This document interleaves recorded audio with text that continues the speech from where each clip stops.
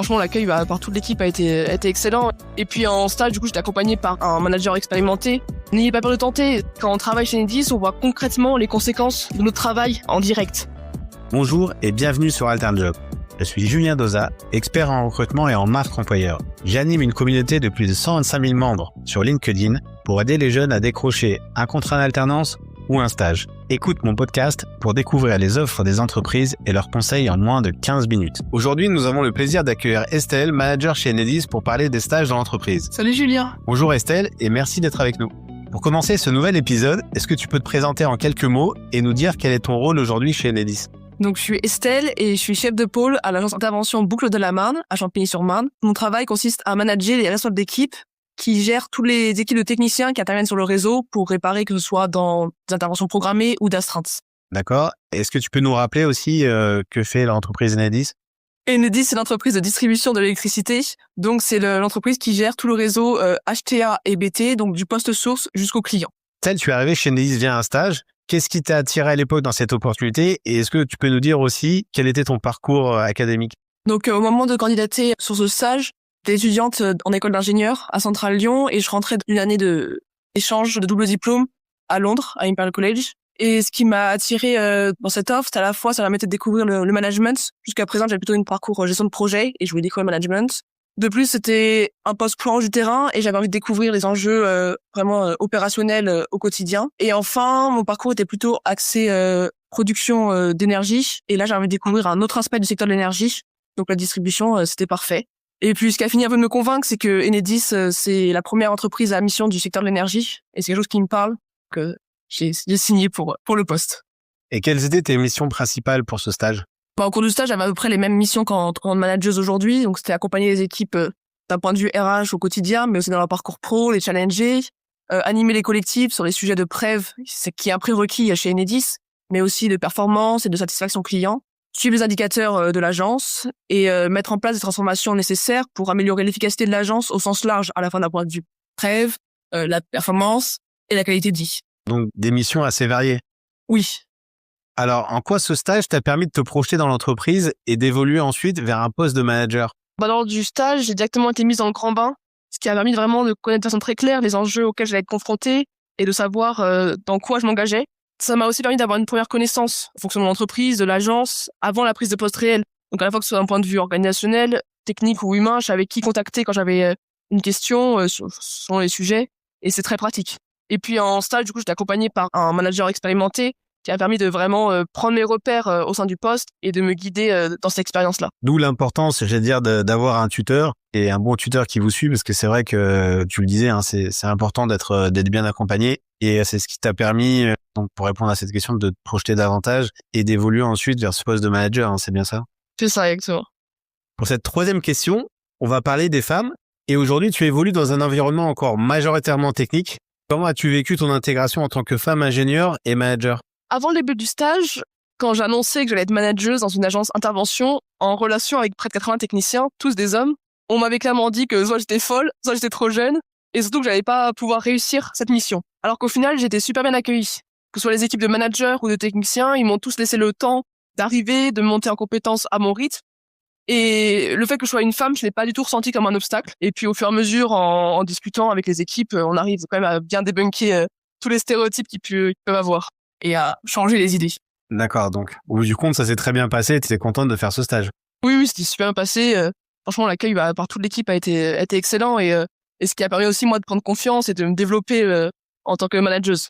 Et que dirais-tu à une jeune femme qui hésite à rejoindre les métiers techniques ou liés par exemple au système d'information ou IT ? Je dirais de foncer. On en parlait encore la semaine dernière avec mes techniciens. Les stéréotypes sont majoritairement dus au fait qu'on a peu d'exemples féminins au sein des métiers techniques et puis scientifiques. Et donc, ça peut avoir tendance à amener au fait que un exemple précis, un cas particulier, une personne est prise comme une vérité générale sur les femmes dans le secteur. Alors que c'est en inondant justement les métiers techniques et scientifiques qu'on pourra montrer qu'on n'est pas moins légitime. Oui, comme tout le monde a nos défauts et nos qualités, mais nos défauts et qualités ne sont pas les défauts et qualités d'une autre femme. Et que c'est comme les équipes d'hommes, quand on a les mêmes compétences et on peut très bien y arriver aussi, quoi. Ton conseil là-dessus, c'est allez-y, n'ayez pas peur, il faut y aller, vous serez bien accueillis et tout va bien se passer. Exactement.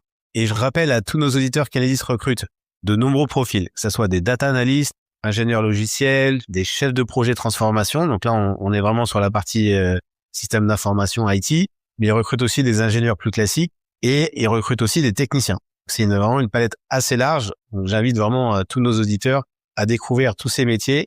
Que vous soyez une femme ou un homme, allez-y. Comme a dit Estelle, il faut foncer, n'ayez pas peur et en plus vous avez derrière, vous avez un super tutorat, etc. Donc allez-y, foncez. Et puis maintenant, on va parler un petit peu plus d'écologie. C'est un sujet aussi qui te touche. Tu mets souvent en avant l'engagement de l'entreprise pour la transition écologique. Concrètement, sur tes projets, comment vois-tu l'impact de cette transition au quotidien ? L'exemple concret qui, je pense, parlera à beaucoup de personnes, c'est le raccordement des festivals au réseau. Cet été, on a raccordé comme un grand nombre de festivals au réseau électrique. Avant, ils fonctionnaient sur des générateurs à diesel. Donc, ça a permis quand même de bien décarboner tout l'impact carbone des festivals de l'été 2025. Et puis, on continue tous les ans.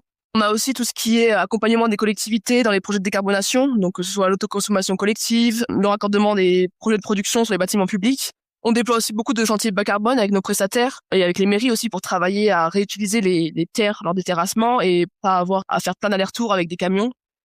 On a tout un travail sur l'excellence opérationnelle pour déplacer les équipes une seule fois et pas avoir à faire des allers-retours, ce qui limite les trajets et donc l'impact environnemental de moyen de chaque chantier. On a tout le travail aussi pour intégrer les petits producteurs sur notre réseau. Donc ça c'est plus sur l'action de raccordement.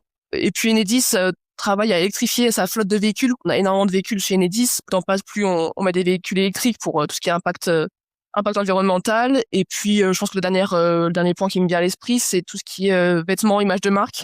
Jusqu'à l'année dernière, on avait des dotations comme dans beaucoup d'entreprises. Donc, tous les ans, les agents recevaient un lot de vêtements, images de marque. Et depuis cette année, on a donc Enedot, il en commande, mais uniquement ce dont il a besoin et puis tout le package qu'on recevait tous les ans, même si on n'en avait pas besoin. Donc, un engagement assez fort dans l'entreprise sur tout ce qui est transition écologique et d'un point de vue, on va dire, un peu plus général, termes écologiques et sauvegarde de la planète. Oui. Avec ton regard de professionnel, quels sont les 2-3 conseils que tu peux donner aux étudiants Bac+2 à Bac+5 qui nous écoutent et qui consultent les offres de stage chez Enedis ? Mon premier conseil, ce serait de venir à l'entretien avec transparence. Mieux vaut que vous soyez refusé parce que vous avez été vous-même qu'accepté parce que vous êtes construit une personnalité et des passions. Votre stage ou même votre poste plus tard, vous allez y passer un certain temps. Vaut mieux ne pas avoir ce poste que passer du temps dans un poste qui vous plaît pas, qui ne vous convient pas. Mon deuxième conseil, ce serait de valoriser toutes vos expériences, que ce soit de l'associatif, que ce soit des expériences de vie que vous avez eues. Enfin, vous avez toutes et tous une expérience de vie avant, forcément. Même si c'est pas professionnel, vous avez forcément appris des choses, vécu des situations qui peuvent être originales, dans lesquelles vous avez appris pas mal d'éléments, des compétences, des connaissances. Valorisez-les et essayez de prendre le temps avant l'entretien de voir qu'est-ce que vous avez appris dans les différents moments de votre vie que vous avez pu traverser. Et puis, mon dernier conseil, ce serait, n'ayez pas peur de tenter. C'est un stage. Et puis, au pire, si ça vous plaît pas, dans 6 mois, vous êtes à la fin du stage et puis vous passez sur une autre expérience. Et vous avez rien à perdre à tenter. Et puis, ça se trouve, vous allez vous découvrir une passion insoupçonnée. Donc, allez-y, tentez. Merci pour tes précieux conseils. Et si tu devais résumer en une phrase, pourquoi une étudiante ou un étudiant devrait postuler à un stage au sein de l'entreprise ? Je dirais que Enedis a cette chance d'être une entreprise engagée et une entreprise aussi au cœur du quotidien des Français. L'électricité aujourd'hui, c'est partout. On le voit dès qu'il y a un défaut sur le réseau, les clients accourent pour savoir où ça en est, dans combien de temps ça va être remis. C'est vraiment quelque chose qui est très important dans le quotidien des Français, que ce soit d'un point de vue pro ou perso. Et quand on travaille chez Enedis, on voit concrètement les conséquences de notre travail en direct. C'est aussi une entreprise qui permet d'évoluer facilement à travers la France dans différents domaines de métiers et types de métiers. On peut faire de la gestion de projet, puis d'expertise, puis du management. Et c'est une entreprise qui est vraiment ouverte sur ce type de parcours mixte.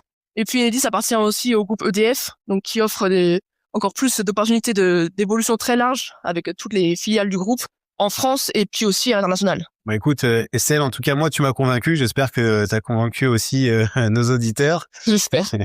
On a très envie de rejoindre Enedis. Alors, où peut-on postuler ? Et si tu avais un dernier mot pour ceux qui nous écoutent. Toutes les offres de stage et puis d'emploi sont sur le site Enedis Recrute. Et puis pour le dernier mot, je dirais d'oser être qui vous êtes, de tenter vos expériences et puis au pire, vous apprendrez. Ok, super. En tout cas, merci Estelle. Merci Julien. Et on vous dit à bientôt sur Alternjob. N'hésitez pas à nous soutenir en notant 5 étoiles sur Apple Podcast, Spotify et Deezer.